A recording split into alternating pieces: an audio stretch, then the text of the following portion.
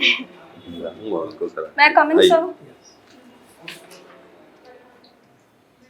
Good morning sir. Good morning sir. Please बैठिए। Harneet, thank you sir. बड़ा अच्छा नाम है आपका, हरनीत। Thank you sir. क्या अर्थ होता है इसका? सर हरनीत 2 वर्ड से मिलके बना है, हर और नीत। सर हर का मतलब होता है एटर्नल गॉड और नीत का मतलब होता है डिसाइपल ऑफ गॉड। तो भगवान का जो सच्चे मुरीद होते हैं उनको हरनीत। तो आप भगवान के सच्चे मुरीद हो? सर मैं निरंकार गॉड पे, मतलब जो निर्गुण होते हैं उन पे बिलीव करती हूँ सर। नानक का भी कंसेप्ट वही है। Yes sir. एक जोत होती है और बाकी डिफरेंट फॉर्म्स हैं गॉड के, तो मेरा ये बिलीव है। तो मतलब गुरु नानक को आपने अच्छे से स्टडी किया है? Yes sir. है ना? क्या दर्शन है मूलतः?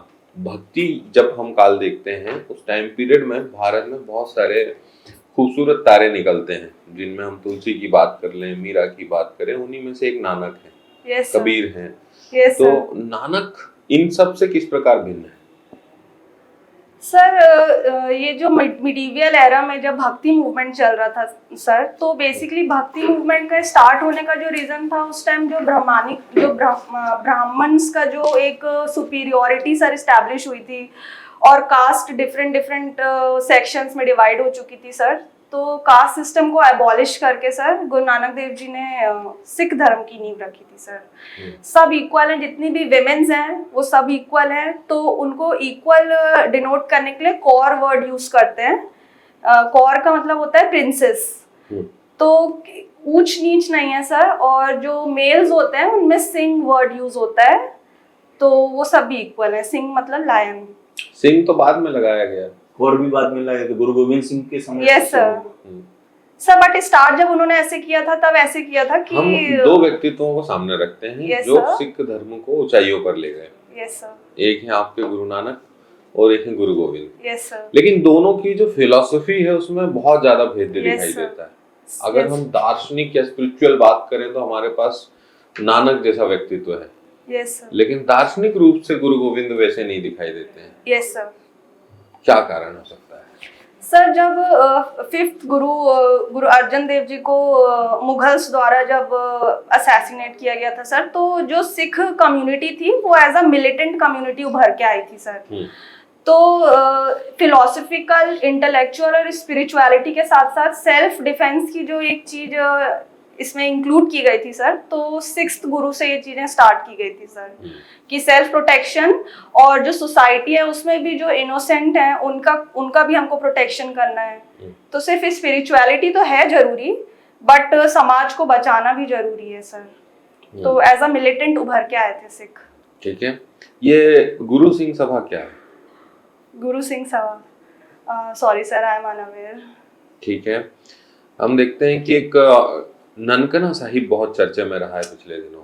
ननकाना साहिब, हाँ, क्यों चर्चे में है सर? पंजाब में है सर। गुरु नानक देव जी की बर्थ प्लेस है ननकाना साहिब सर। करतारपुर कॉरिडोर वहाँ पे पास में है, तो करतारपुर कॉरिडोर इशू के कारण सर वो हाईलाइट हुआ था। एक रीजन जो मुझे पता है, और एक सर वहाँ जो पंथी होते हैं, गुरुद्वारा पंथी, वो एक नॉन सिख को अपॉइंट किया गया था।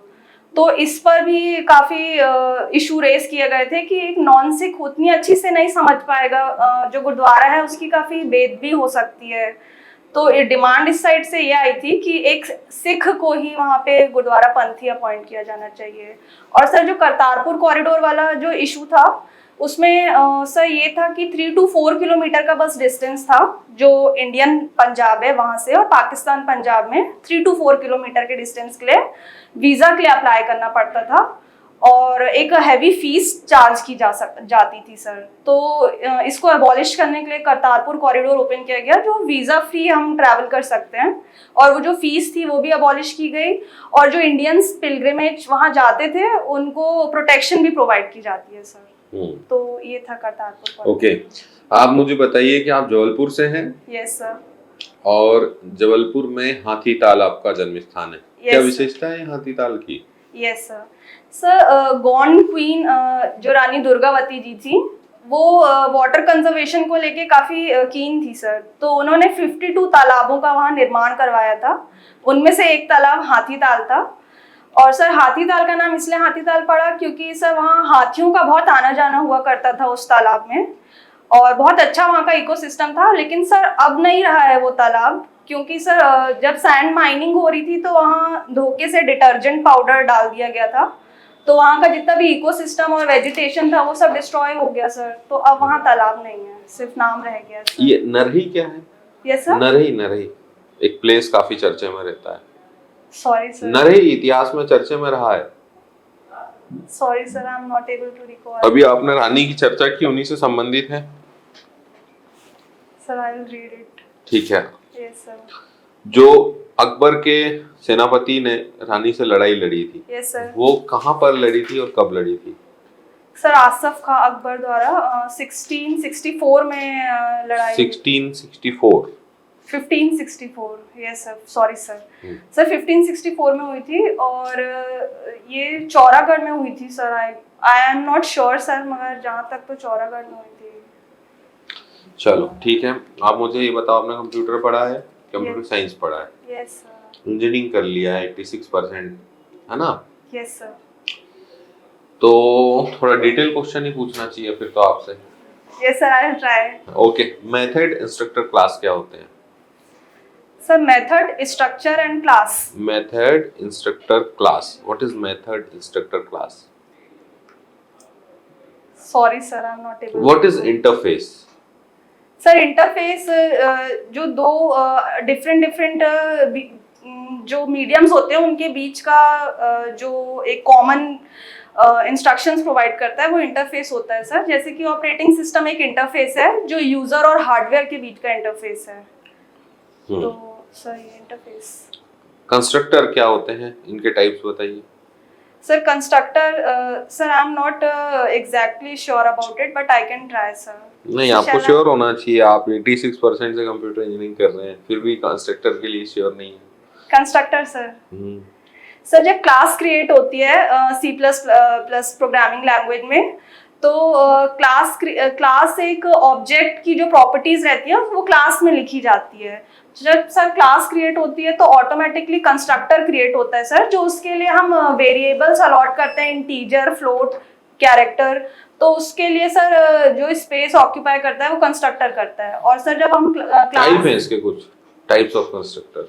Sorry sir, I am not able. ठीक है, SDLC का फुल फॉर्म बता दीजिए। SDLC, S जहां पर सॉफ्टवेयर को रिप्रेजेंट कर रहा है। Sorry sir, I am not able to recall. ठीक है, आपने आपकी अभिरुचि में लिखा हुआ है gardening, cooking and art and craft. Cooking से बात करते हैं, पंजाबियों का खाना बड़ा फेमस होता है। Yes sir. क्या विशेषता है? सर जो स्पाइसेस का यूज होता है सर, वो जो मेरा पर्सनल एक्सपीरियंस है वो थोड़ा अच्छा रहता है सर। ज्यादा होता है? ज्यादा होता है सर, बट बैलेंस्ड होता है। अगर हम मिर्ची भी डाल रहे हैं सर तो हमको बहुत स्पाइसी नहीं लगेगी, क्योंकि एक अच्छा बैलेंस मेंटेन रहता है सर। बहुत सारे फ्लेवर्स को एक साथ लाके यूज किया जाता है, बट फिर भी सब बैलेंस्ड रहता है। हमने एक मूवी देखी थी, उसमें एक लंदन में रहने वाली महिला पंजाबी घर में आके खाना खाती है 2 दिन। Yes sir. कौन सी मूवी में ये दृश्य दिखाया? सॉरी सर, नहीं मैंने नहीं देखी। हमने देखा कि सिखों का जो कंसेप्ट है खाने पीने का, खान पान का, यस सर, और जैनिज्म, यस सर, दोनों में बेसिक डिफरेंस क्या है? काफी डिफरेंस है। Yes sir. सर वहाँ गार्लिक का यूज नहीं करते हैं जैनिज्म्स में। हाँ, मतलब पूरा onion। पश्चिम कहा जा सकता है भोजन के मामले में। Yes sir, yes sir. अब मान लेते हैं कि समान नागरिक संहिता की बात हो रही है। Yes sir. एक महिला यस जैन है और उसने सिख पुरुष से शादी कर ली है। Yes sir. कैसा योग रहेगा उनका? सर अगर दोनों कोऑर्डिनेट कर पा रहे हैं तो सर अच्छे कैसे, से। आपको क्या लगता है आपके विचार में कि भोजन की, हम बाकी चीजों की नहीं, हम भोजन की बात करते हैं, भोजन में समन्वय कैसे बैठेगा? पुरुष यहाँ पर सिख है, महिला जो है जैन है। सर फिर जो गार्लिक और अनियन है उसका यूज ना करके अगर स्पाइसेस अच्छे हम यूज करें तो भी एक अच्छी टेस्टी डिश बन सकती है सर। समन्वय बैठेगा ऐसा? सर वो बिठाना तो पड़ेगा सर। चलिए ठीक है सर। हरमीत कौर जी, आपसे अच्छी बात की खाने पीने को लेकर के, भोजन को लेकर के। थैंक यू आपने सर। कहा कि पंजाबियों का खाना बड़ा टेस्टेड होता है। Yes sir. कोई इंदौर का भी बहुत नाम है खाने पीने में कि यहाँ का खाना बहुत अच्छा है, डिश बहुत अच्छी है। मोदी जी तारीफ करके गए, जी सर। क्या है? खाना पीना इंदौर का? सर वैसे तो सर मैं अभी ही शिफ्ट हुई हूँ, मुझे इतना नहीं पता है, इतना नहीं पता। बट यहाँ का जो मैंने सुना है सर, पोहा बहुत फेमस है। पोहा की एक अलग वैरायटी है सर यहाँ पे, और मैंने टेस्ट भी किया है, जबलपुर से डिफरेंट लगा मुझे। और सर जो मेरा पर्सनल एक्सपीरियंस अभी विद इन 3-4 डेज रहा है, वो यहाँ पे मिर्ची बहुत तेज यूज की जाती है इंदौर में, हर चीज में, हर डिश में काफी तेज रहती है सर। चलिए, भी आपका नया अनुभव है। ये आपने तहसील गोरखपुर लिखा है, क्या है गोरखपुर? सर क्या है सर जबलपुर सर 10 तहसील हैं टोटल, उसमें गोरखपुर उनमें लिखा से है? एक गोरखपुर है सर। गोरखपुर तो बहुत चर्चा में है सर वो यूपी का गोरखपुर है। हाँ, तो मैं उसी की चर्चा कर रहा हूँ। क्यों नाम चर्चा में गोरखपुर चर्चा में, वहाँ के चीफ मिनिस्टर चर्चा में, हर चीज वहाँ की चर्चा में। सर यूपी, हाँ सर सबसे पहला रीजन तो सर क्राइम रेट है सर, जिसके कारण हाईलाइट होता है गोरखपुर। और सर जो बुलडोजर नीति चलाई जा रही है अभी फिलहाल, तो उसके कारण भी गोरखपुर काफी हाईलाइट हुआ है, और इनफैक्ट पूरा यूपी हाईलाइट हुआ है। अच्छा, और कुछ नहीं गोरखपुर में? गोरखपुर का नाम गोरखपुर क्यों है? Sorry sir, I am not able to recall, पता नहीं है सर मुझे। वहाँ भी किसी गुरु का बहुत संबंध है, Guru Gorakshnath. Okay sir, I will read sir. Bulldozer संस्कृति की आपने बात की, बुलडोजर कल्चर चल रहा है। Yes sir. तो क्या ठीक है बुलडोजर कल्चर? सर इसके दोनों सर, इसके हम प्रोज भी हैं और कॉन्स भी हैं सर। अगर हम प्रोज की बात करें तो समाज में एज अ डेटरेंस क्रिएट करने के लिए ये एक अच्छा एग्जाम्पल सेट कर रहा है। जो हीनियस क्राइम्स हो रहे हैं सर, उसमें एक एग्जाम्पल सेट करेगा कि ऐसे क्राइम्स अगर बढ़ते जाएंगे तो ऐसा एक्शन लिया जा सकता है। और सर अगर हम इसके नेगेटिव्स की बात करें तो सर जुडिशरी जो है वो ऑलरेडी अपनी देश की काफ़ी अच्छी है सर।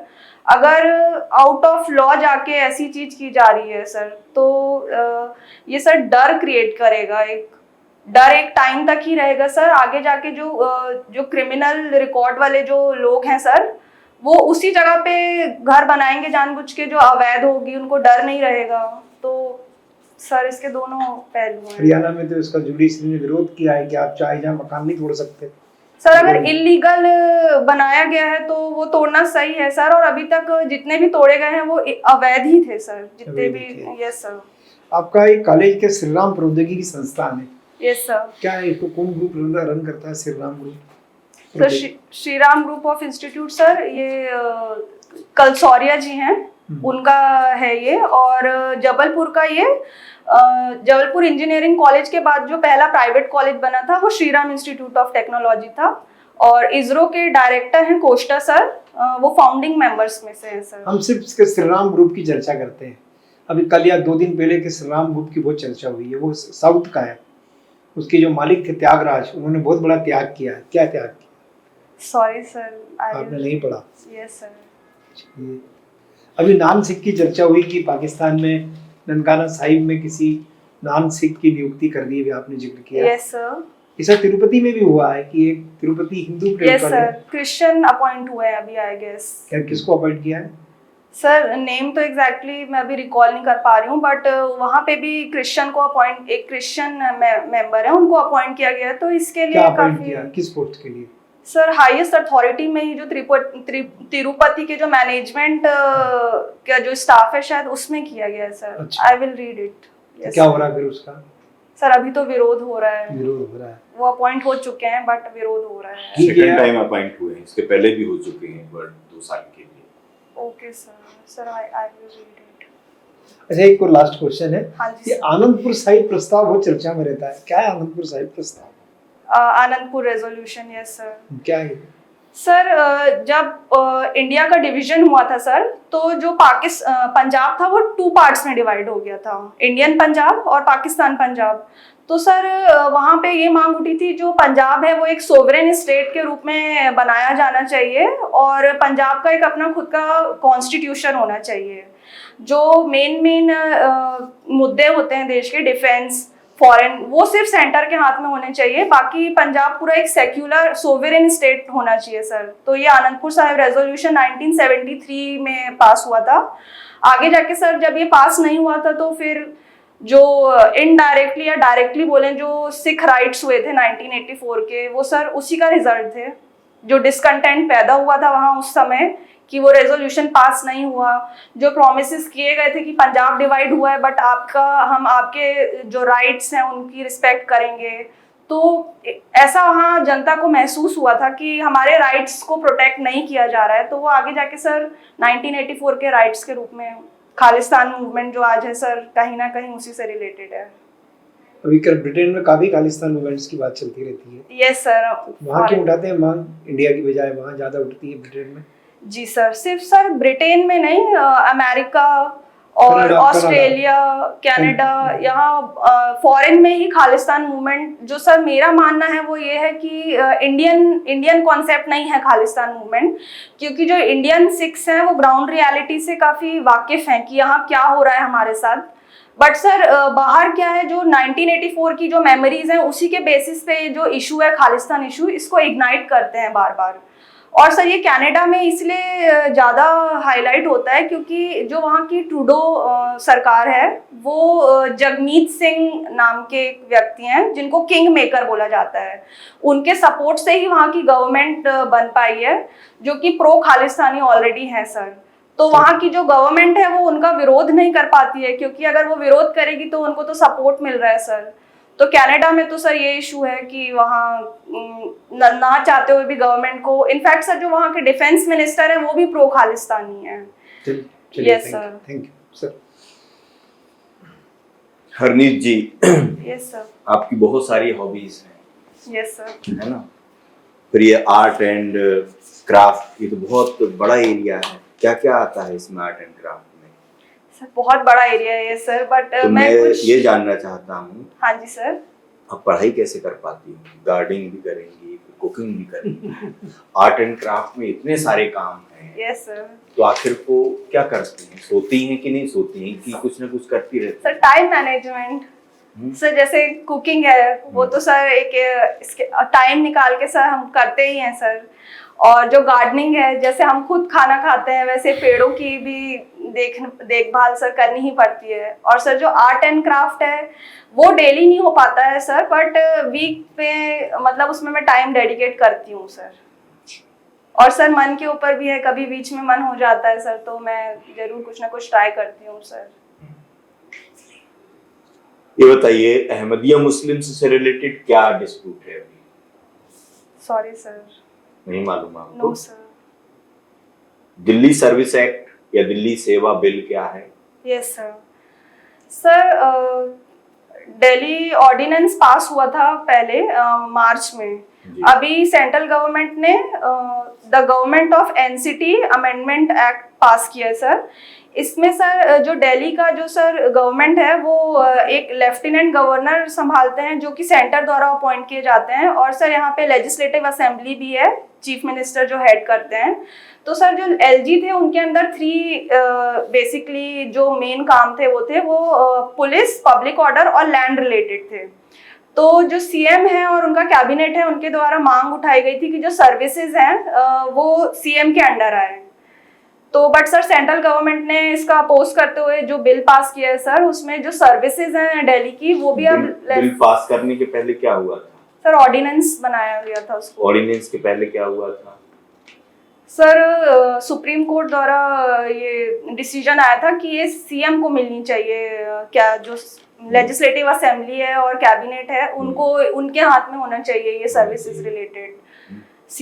सुप्रीम कोर्ट का डिसीजन था सर, बट सर वो अल्टीमेटली लेफ्टिनेंट गवर्नर को मिली है। मिल गए हैं, यस सर, है ना?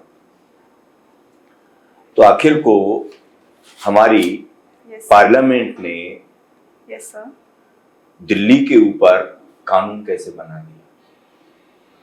सर क्योंकि दिल्ली सर जो सर्विसेज होंगी, है ना, उनके ऊपर तो जो लोकल गवर्नमेंट हुआ करती उसी की अथॉरिटी होती। यस सर, बट दिल्ली एक यूनियन टेरिटरी है सर, और स्ट्रेटेजिकली बोले या पॉलिटिकली बोले दिल्ली बहुत इंपॉर्टेंट है सर। जैसे अभी रिसेंट इवेंट कॉन्स्टिट्यूशन में कुछ लिखा दिल्ली के ऊपर राइट बनाने की अथॉरिटी पार्लियामेंट को है कि नहीं है? Sir I am not sure sir, but 279 ए के अंदर स्पेशल राइट्स मिले जरूर है दिल्ली को, but sir I will read it. ठीक है। Thank you.